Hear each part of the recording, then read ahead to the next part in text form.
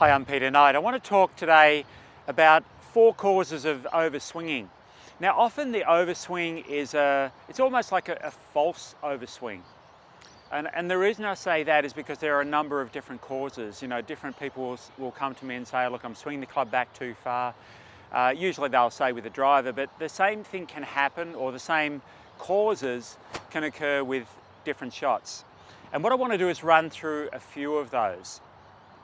The first and most common cause of overswinging, which looks like a really big body turn, is because it is a really big body turn.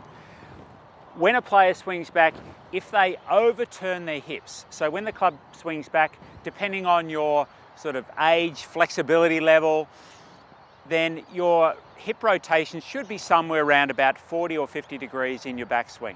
So if I swing back to here, that's probably 40 degrees, that's probably 50.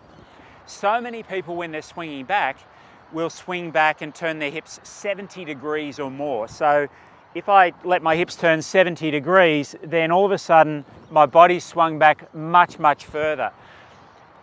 The issue with that, not only do I have to regain control when I'm swinging down, but I'm also not developing much torque through my body. Now, golf's an elastic energy movement, and developing elastic energy requires developing torque through the body. And I'm not going to do that if I allow my hips to turn too much in the backswing.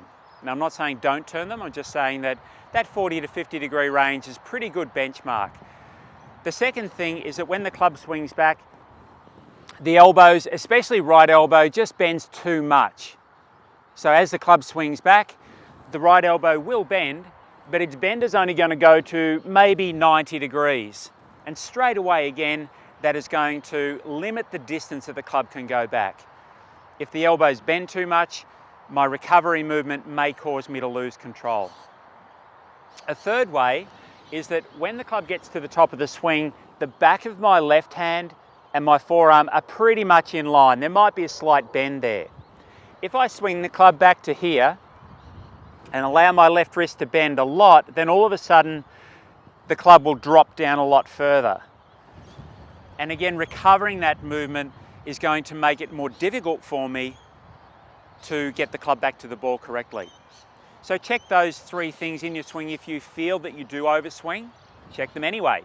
So the first one was that you want your hip rotation to be limited to about 40 or 50 degrees, depending on age and flexibility.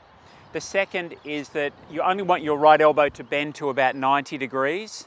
And the third is that when you get to the top of the swing, don't allow the left wrist to bend a lot more than what it should. Keep it a little bit bent or reasonably flat, being in line with the back of the hand, being in line with the forearm. If you have any or even all of those things going on in your swing and you reduce the movement, it's going to feel like your swing is very short. The likelihood is you may even perhaps gain power, because I said as the golf swing is an elastic movement, you're actually going to gain more energy even with a shorter swing. It just won't feel like it until you hit some of those shots and finish with a smile on your face.